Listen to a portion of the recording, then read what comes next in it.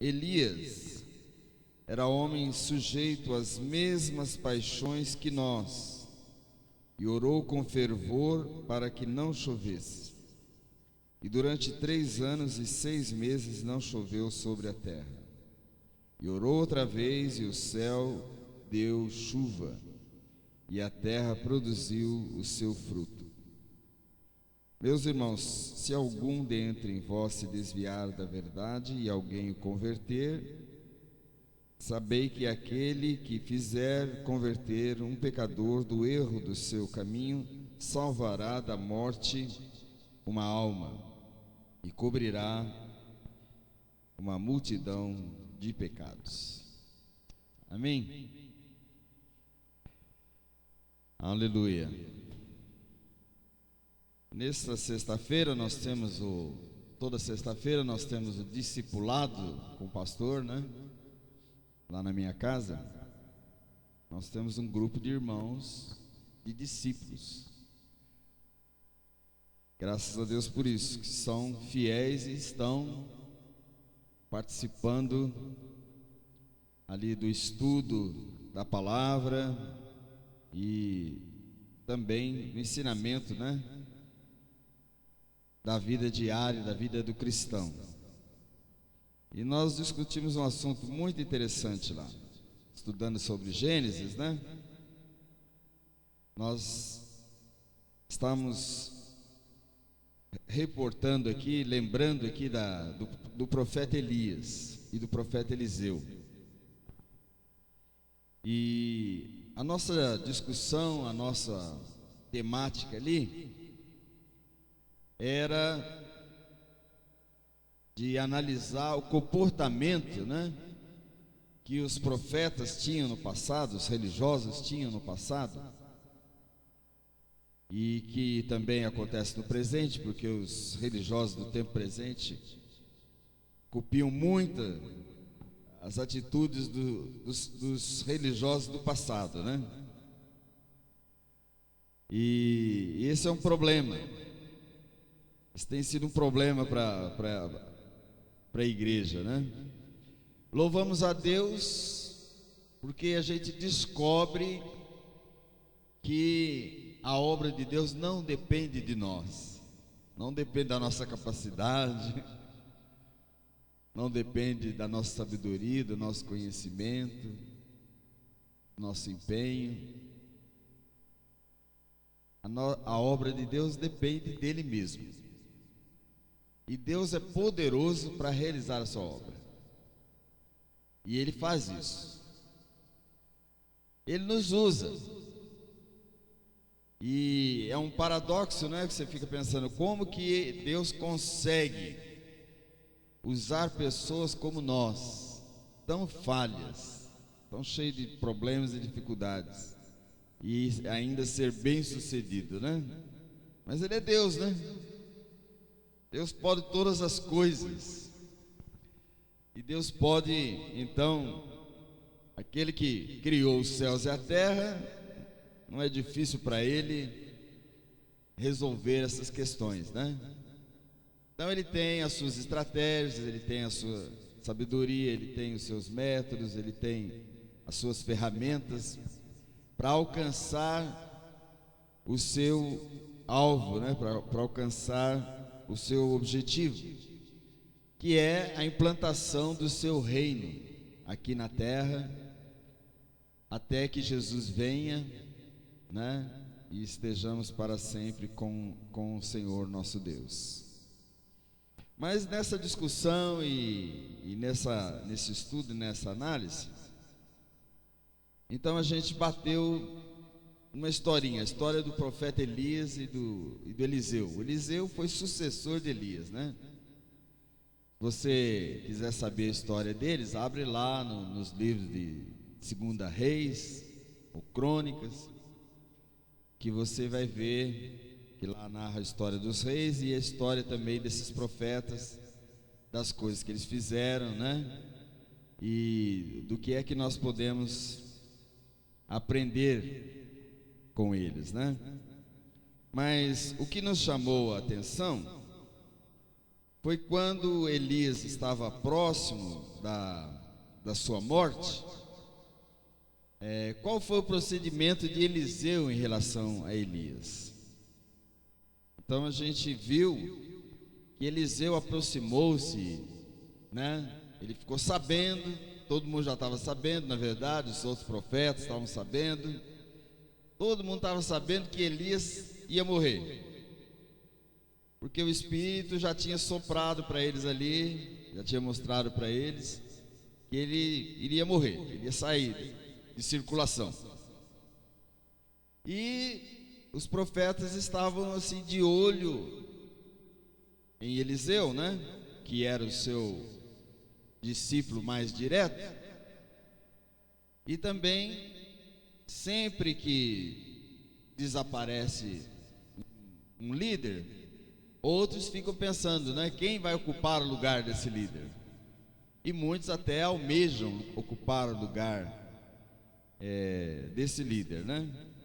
Então os profetas conversaram com Eliseu: você sabe isso, o Senhor vai levar o Elias. Aí ele falou: não, eu já estou sabendo. Estou sabendo. Então, quando isso estava para acontecer, o próprio Elias chegou para Eliseu e falou para ele: pede o que você quer, porque seria assim a última coisa que Elias ia fazer em favor do seu discípulo, uma vez que ele ia morrer, né? Então o Eliseu chegou e falou para ele assim: eu quero porção dobrada do seu espírito. E isso nos chamou a atenção, né? Essa atitude de Eliseu de pedir porção dobrada. E a gente percebe, né? Que essa atitude é uma atitude que é seguida por muitos. Muitos pensam em ter uma porção dobrada, né? Mas a pergunta é: para quê? Para que você quer uma porção dobrada? O próprio Elias disse para Eliseu: você pediu uma coisa dura, você pediu uma coisa difícil. Eu não sei se vai acontecer, não. Não sei, né? Mesmo porque quem dá essa porção de poder, essa presença de Deus na vida da pessoa, é o próprio Deus, não é o homem. Não é verdade? Até João Batista, que batizava todo mundo, ele falou assim: olha, eu batizo vocês com água. Batizo com água, coisinha simples aí, é um sinal do arrependimento, é um sinal da entrada no reino dos céus. Mas depois de mim vem um aí, esse sim, o batismo dele é com fogo, o batismo dele é diferente, é um batismo de poder. Então, quem batiza com poder é Jesus, é o batismo do Espírito Santo. Amém?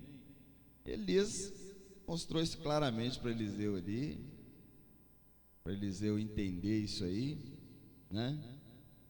E de fato, não sei se a gente pode dizer se aconteceu isso. Não dá para se dizer que ele de fato tenha recebido uma porção dobrada do espírito de Elias, mas ele recebeu uma unção especial. O ministério dele também foi tão bonito quanto foi o de Elias na sua experiência pessoal com Deus, né? A sua experiência pessoal com Deus. Não vamos discutir outras coisas, mas essa parte foi muito interessante. Mas a gente viu então e vê que no passado os religiosos, as pessoas que estavam ligadas à questão da religiosidade, os profetas, sacerdotes e tal, eles tinham uma mentalidade de sempre querer mais, de querer aparecer mais do que o outro, de querer ter mais poder que o outro. Essa sempre foi uma atitude no meio religioso. É até nos dias de hoje. Isso acontece até nos dias de hoje. Essa religiosidade, essa vontade de aparecer, a vontade de ser mais do que o outro é. O negócio é tão forte que parece até que tem um tom de coisa boa, tem um tom de religiosidade, tem um tom de espiritualidade. Mas é mais da carne mesmo, não tem muito espiritual não, né? Ah, pastor, por que isso não é muito espiritual? Por que uma pessoa não deve querer o dobro da unção do outro e tal? Por quê? Jesus falou isso aí. Jesus teve esse problema com os seus discípulos também, né? Os irmãos lá, o João e o Tiago, eles falaram assim: ó, é o seguinte, a mãe deles até intercedeu, né, para eles: quando for no teu reino, você coloca um filho meu do teu lado direito e coloca o outro do lado esquerdo. Quer dizer, dá a eles esse status, dá a eles essa condição. Jesus falou assim: ó, não estou aqui para isso não, hein? Não tô, eu estou traduzindo aqui, não estou aqui para isso não. E ensinou os seus discípulos muitas vezes a visão de Deus, a visão do Filho de Deus, que era totalmente contrário àquilo. Ele diz: aquele que é o maior é aquele que serve, é aquele que lava os pés. Ele lavou os pés do seu próprio discípulo e perguntou para os discípulos: vocês entenderam o que eu estou fazendo? Vocês me chamam de Senhor. E ele disse: eu sou mesmo. Agora, eu sendo o Senhor, eu lavei os seus pés. O que isso quer dizer para vocês? Significa que vocês também têm que pensar nisso. Tem que pensar em servir. Maior é aquele que serve. Aquele que não serve para nada. Aquele que não serve para servir, não serve para nada no reino de Deus. Amém? Então, olha, eu li esse texto para vocês aqui, porque olha, eu só vou ficar com esse pedacinho. O texto aqui fala de tanta coisa, mas corta tudo isso aí. Pega só o versículo 17, que diz assim, ó: Elias era homem sujeito às mesmas paixões que nós. O que o Tiago está falando assim? Ó, gente, o Elias, ele era uma pessoa, um homem igualzinho nós somos. Amém? São outras as circunstâncias aqui. Elias, o Tiago está com intenção, a visão de Tiago é outra. A visão de Tiago é ensinar sobre oração. A visão de Tiago é falar sobre essas coisas. Mas eu não quero focar nisso aqui. Eu quero tirar daqui para vocês entenderem, perceberem, guardarem bem na cabeça de vocês que Elias era um homem igualzinho a eu, igual a você, nas suas paixões, nos seus sonhos, na sua imaginação, igualzinho, querido. Amém? A coisa interessante, Deus fez a humanidade de um só veio toda a humanidade. Então a ciência explica isso. Nós temos o mesmo biótipo, ou seja, quando um médico abre você, nós somos tão perfeitamente iguais uns aos outros, com raras exceções, tem umas exceções, mas são raras. E quando o médico abre você, ele acha em você, ele sabe o que está dentro de você, porque o que está dentro de você é o que está dentro dos outros corpos das outras pessoas também. É o mesmo biotipo. Amém? Então, normalmente, todo mundo tem um coração, 2 pulmões, 2 rins, um fígado, baço. É assim ali, ó. O cara abre, o médico olha, corta, e ele fala: olha aqui, ó, tá vendo esse negócio aqui? Cortar 10 homens, 10 iguaizinhos, tudo igual.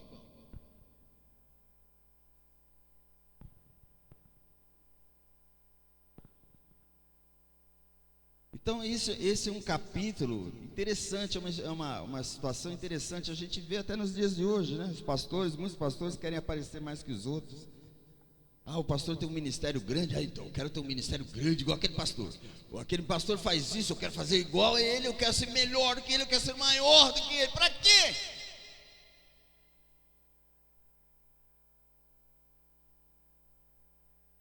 Jesus não nos mostra dessa maneira. Se Jesus estivesse ali na frente de Eliseu, quando ele pediu porção dobrada do Espírito, Jesus ia falar: para que você quer porção dobrada do Espírito? Uma só não dá para você, não? Uma porção do Elias já não é o suficiente para você?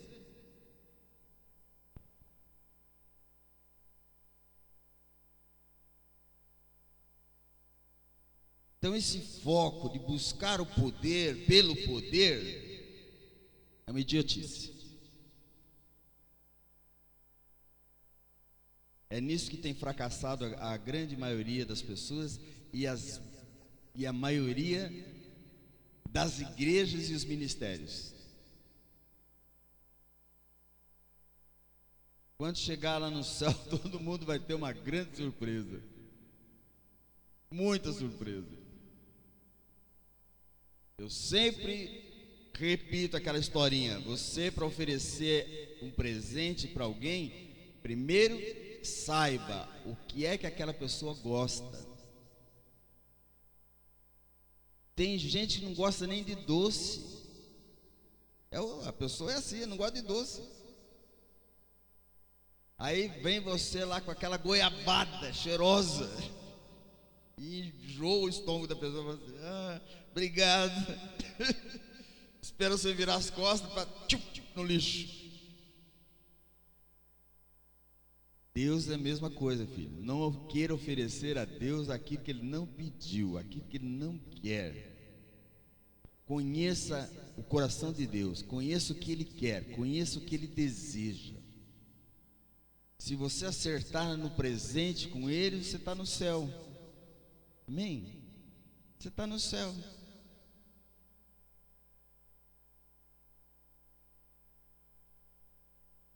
Amém?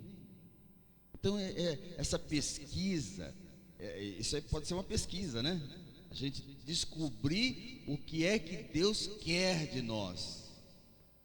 Eu fui enviado a esse mundo porque Deus me criou. Eu sei que cada um de nós tem um objetivo. Semana passada eu falei aqui, né, sobre as crianças, que as crianças é o grande celeiro de Deus, é uma fonte de semente de Deus, porque aonde o adulto vai falhando, Deus já vai levantando uma criança para ficar no lugar desse adulto.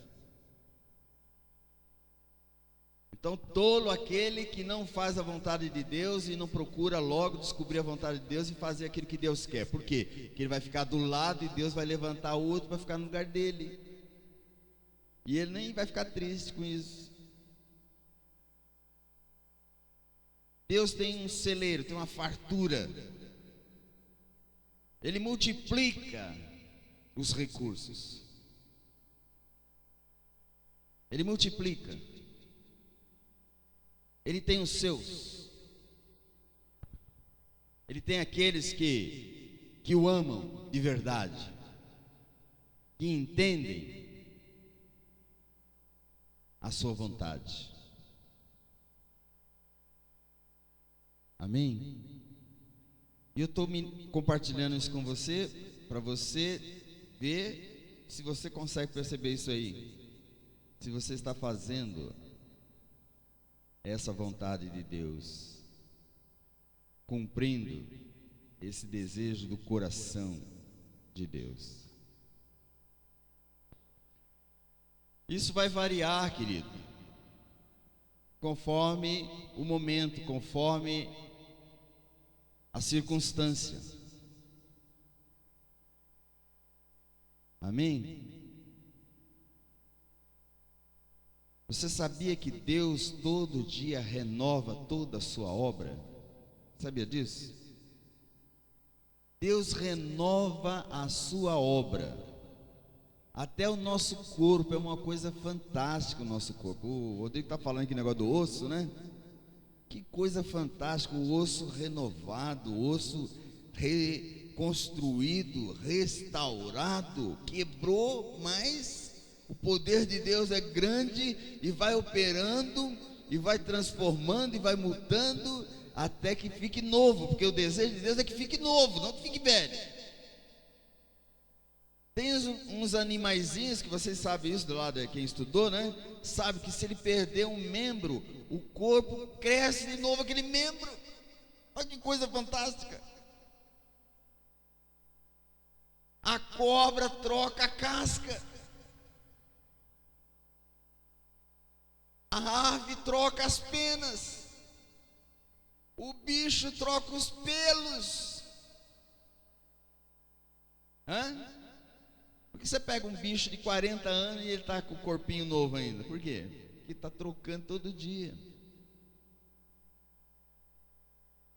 Está trocando todo dia. A ciência já falou e mostra de nós, das nossas vidas, o quanto que nós somos mudados, que nós somos transformados, que nosso corpo está em mutação e buscando coisa nova. O universo inteiro é assim. O universo inteiro é assim. Deus está sempre renovando as coisas. É por isso que o salmista diz: cantai ao Senhor um cântico novo. Você deve viver sempre novidade de dia. Você deve pensar sempre assim: o que eu posso oferecer ao Senhor? Então aprenda o seguinte: Deus quer coisa nova.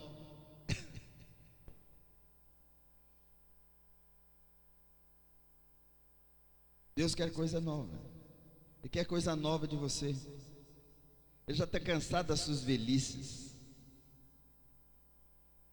Está cansado, chateado já das coisas velhas da sua vida. Você precisa mudar de vida, cara.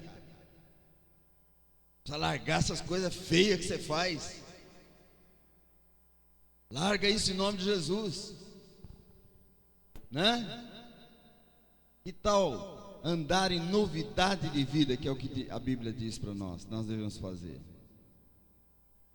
Larga o pecado, larga essas coisas feias, larga, para com essa droga maldita,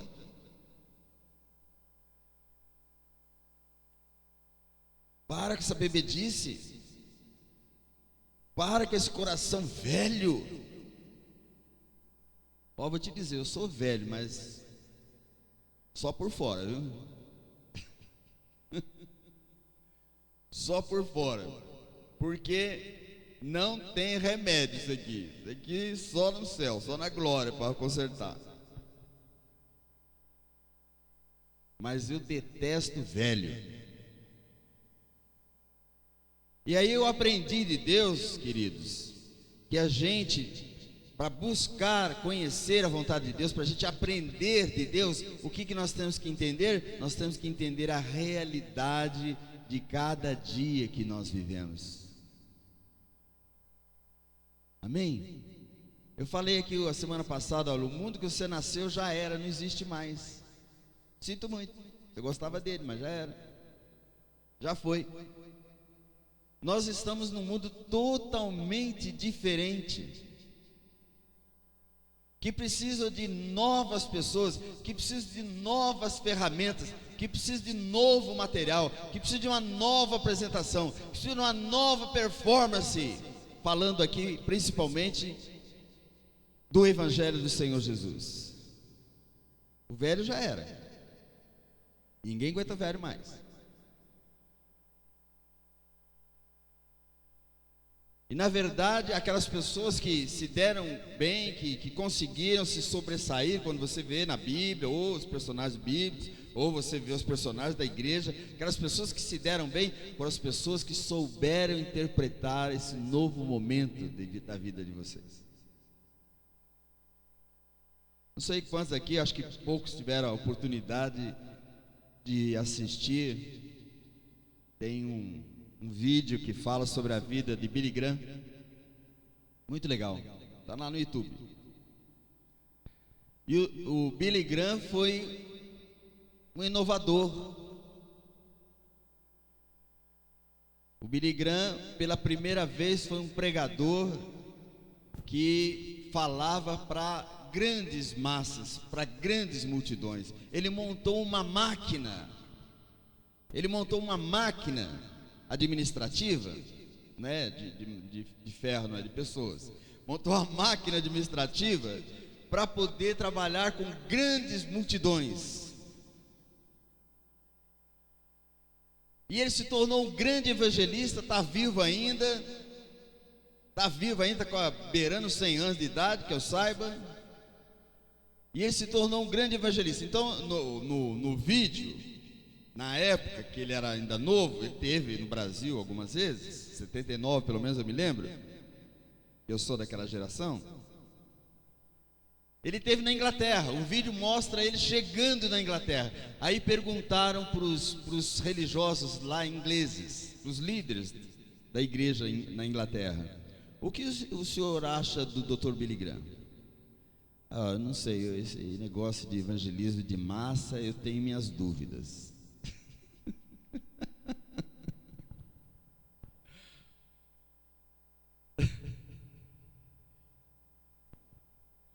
A grande maioria deles rejeitou Billy Graham.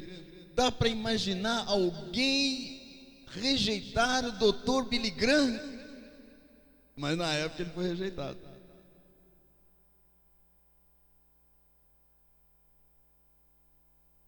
E Deus o levantou e usou com grande sabedoria e poder. Ele evangelizou o mundo inteiro. Certamente ele levou mais de 1 bilhão de pessoas ao conhecimento do Evangelho do Senhor Jesus. Você tem uma ideia?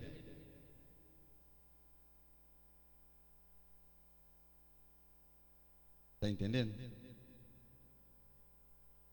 Agora, cada momento é um momento. Esse momento do Billy Graham já era também. Já foi também. Hoje a discussão da igreja, a maior temática da igreja é a igreja em célula. É a igreja em célula. E os velhos continuam dando problema com aquilo que é novo. Para falar a verdade, a igreja em célula já nem novo é mais. A igreja em célula já está ficando velha também. Mas tem velho que ainda não conseguiu se adaptar com a nova realidade que é a igreja em célula, que é a igreja no lar, que é o culto no lar, que é a igreja trabalhando nos lares. A grande maioria ainda não conseguiu. Algumas igrejas aí foram bem sucedidas, já estão indo muito bem. Mas aquele povo que vem do antigo tem dificuldade para receber isso, para aceitar isso. E é um problema. É um problema. Nós vivemos outra realidade.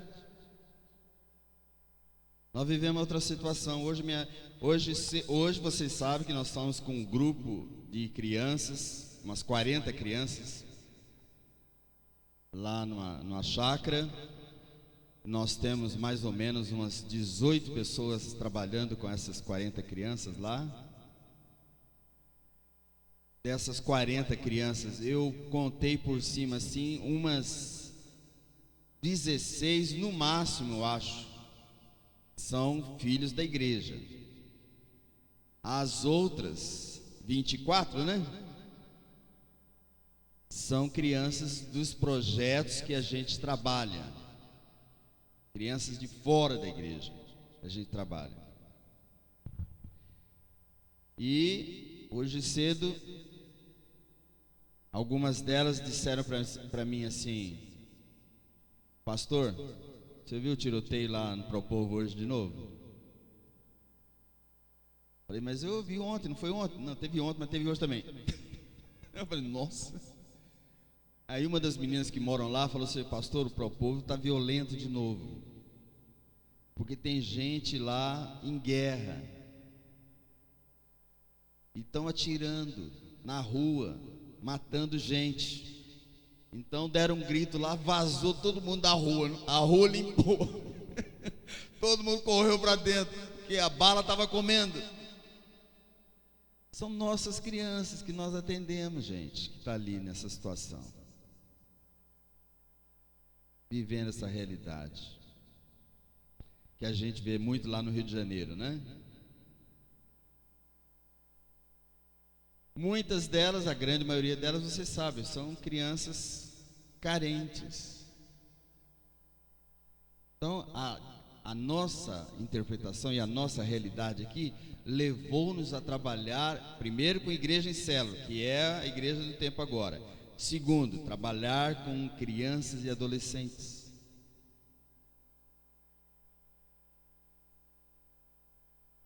Eu vou dizer para você entender a importância disso. O nosso trabalho é tão deficitário, que me deixa muito triste, mas ele é fundamental para muitas dessas crianças, dessas vidas. Muitos jovens da nossa igreja são frutos desse trabalho, foram influenciados por esse trabalho.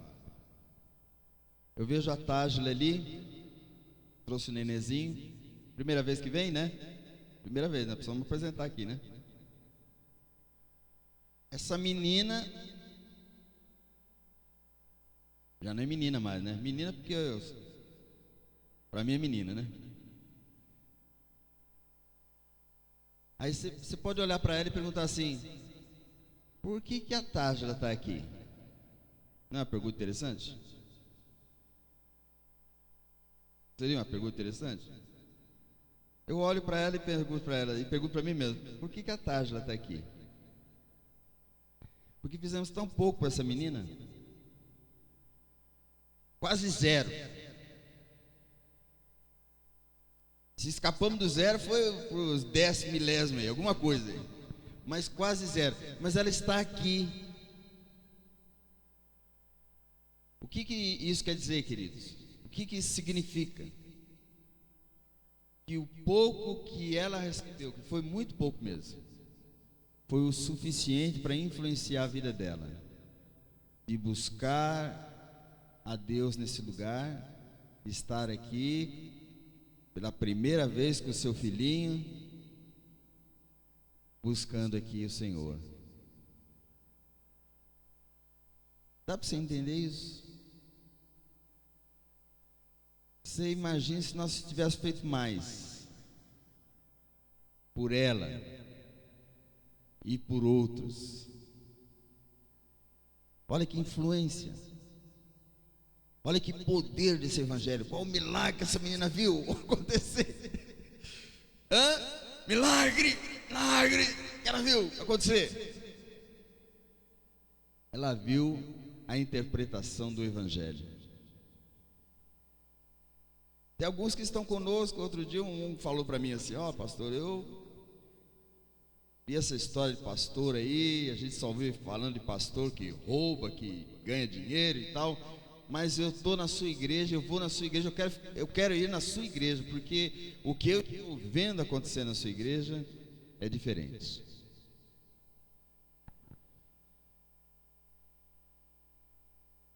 Nós não temos dinheiro, nós estamos em crise. A tesoureira está ali, quem quiser perguntar para ela, pode perguntar. Nós gastamos em torno, avaliei assim, de R$2.000 para dar esse presente para essas crianças. Dividir pelo valor de cada uma, dá uns 50 pau para cada uma.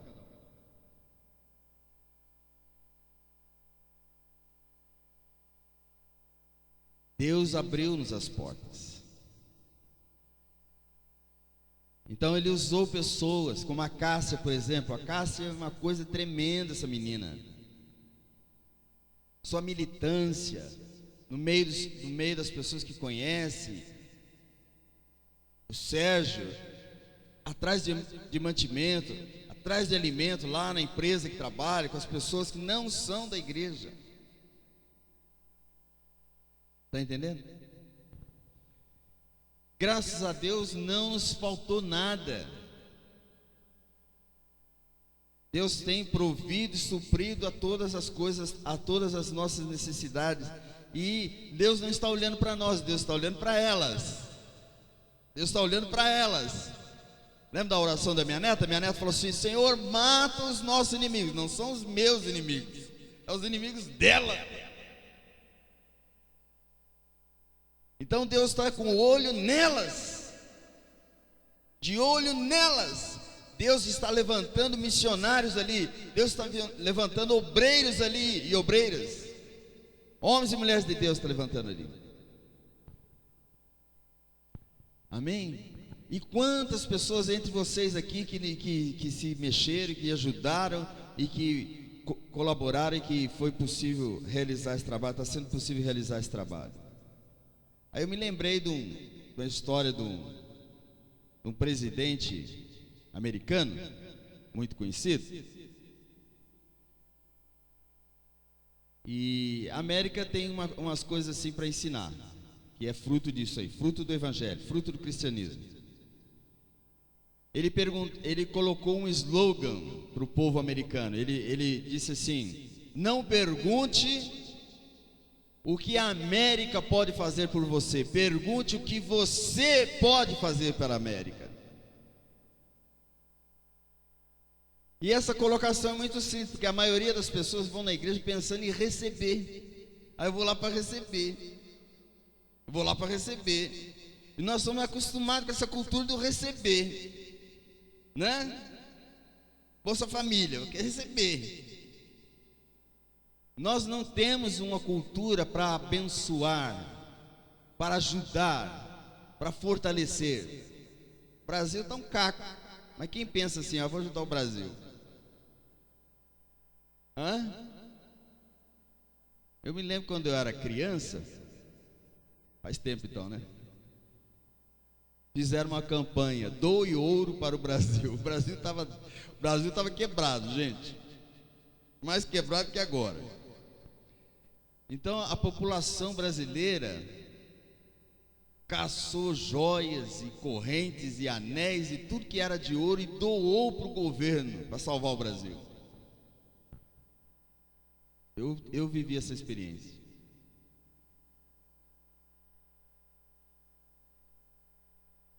Mas é a cultura, é a maneira de pensar.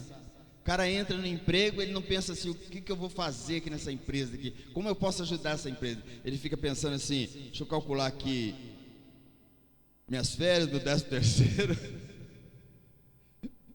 o fundo de garantia. Ele não pensa assim, como que eu posso ajudar essa empresa a crescer? Ele pensa, como que essa empresa vai me ajudar a crescer? A diferença entre nós, querido, as diferenças que a gente nota entre nós é que uns estão aqui para ajudar. Para ajudar. Eu coloquei um pedido lá nós temos um WhatsApp da igreja, né? Eu coloquei um pedido lá assim: eu preciso de 2 ajudantes para a cozinha. Fiquei marcando no relógio o tempo que ia levar para responder, para alguém responder aquilo lá. Quem respondeu primeiro? Cassinha. Uma menina deu dinheiro, a menina levantou alimento e ela falou: e eu ainda vou lá trabalhar também. Eu preciso de umas 10 dessas.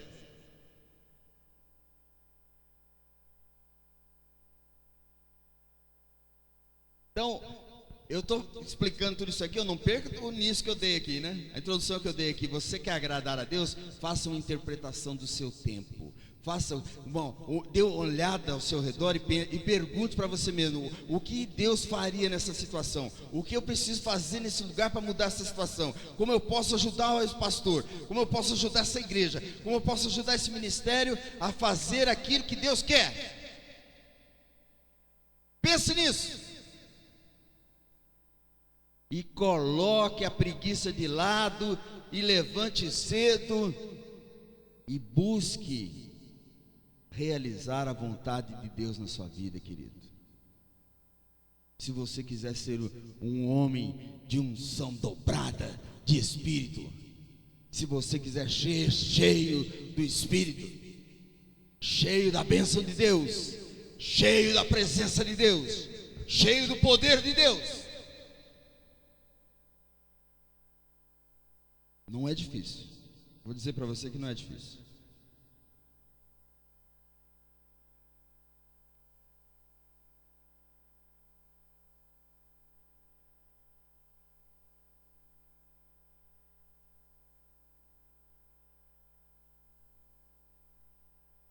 Se eu quisesse hoje ir para casa, vou para casa feliz, eu só olho para a Tágila, pronto, estou feliz.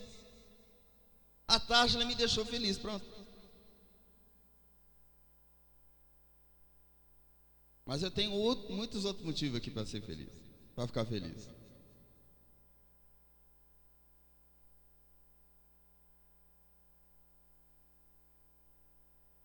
Amém? Você consegue visualizar alguma coisa aqui que te deixe feliz? Hã? Se eu falar assim, ó, olhe para alguma coisa que respondeu aqui aos anseios de Deus na sua vida. Você consegue achar alguma coisa, querido? Eu sei que vai achar. Mas eu quero que você destaque isso, que você tenha visão disso. E a sua vida vai mudar.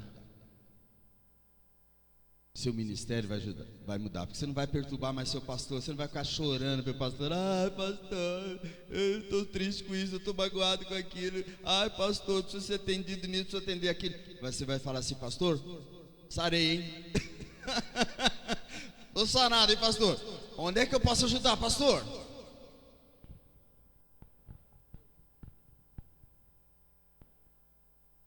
Ô bênção, ô glória.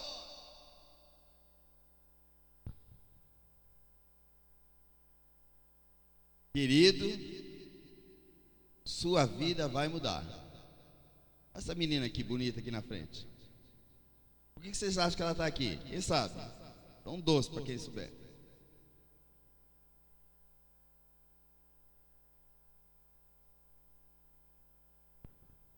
Porque uma das meninas daqui influenciou a vida dela.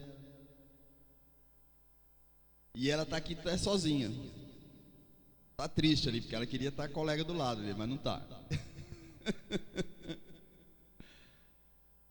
Amém? Eu olho para você, também fico feliz. Que benção, olha só. Amém? Eu olho para cada um de vocês e fico feliz. Que foi que deixou ser feliz, pastor? Eu fico feliz porque eu olho para vocês no contexto que nós vivemos aqui e eu vejo que a minha vida ajudou alguma coisa na sua vida. Eu só quero isso. Estou satisfeito, não quero mais nada não. Porque eu não preciso de mais nada. As outras coisas Deus provê para mim.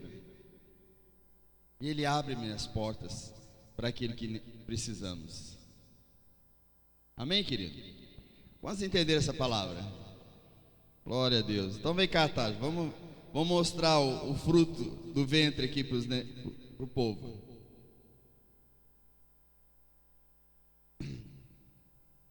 Tá ligado aí, Guilherme?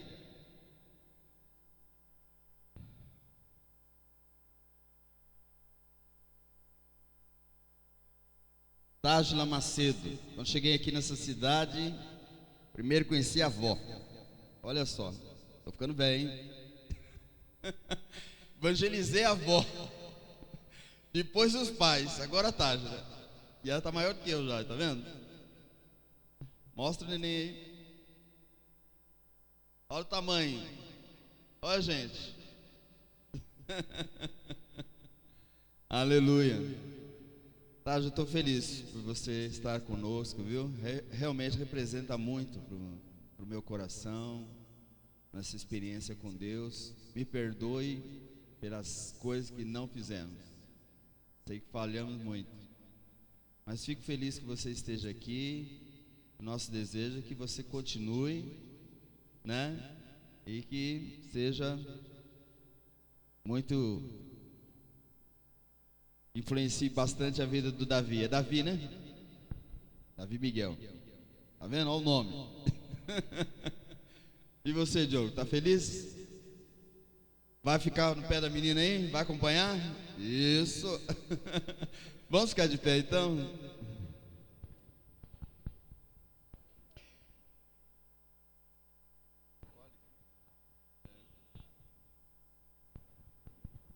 Davi. Calma, Davi. resolveu, viu? Nosso Deus e Pai amado, te louvamos, Senhor, pelo que vemos. Te agradecemos por isso, ó Pai. E cremos, Senhor Deus, que o Senhor está de olho nessa criança, que ela foi gerada, meu Deus, para ser uma bênção. Foi gerada, Senhor Deus, para crescer nos teus atos, para frutificar na tua casa, ó Pai. Então abençoa a Táslia, abençoa o Diogo, Senhor, que eles consigam perseverar firmes na fé, possam crescer na experiência contigo, possam ser uma bênção na vida dessa criança, e assim, ó Deus, contribuir para o teu reino e abençoar também a tua igreja, ó Pai. Então nós abençoamos em nome do Senhor Jesus, nós profetizamos o melhor do Senhor na vida dele e te agradecemos em nome de Jesus. Amém? Parabéns, viu, querido? Deus abençoe. Parabéns, Diogo. Deus abençoe.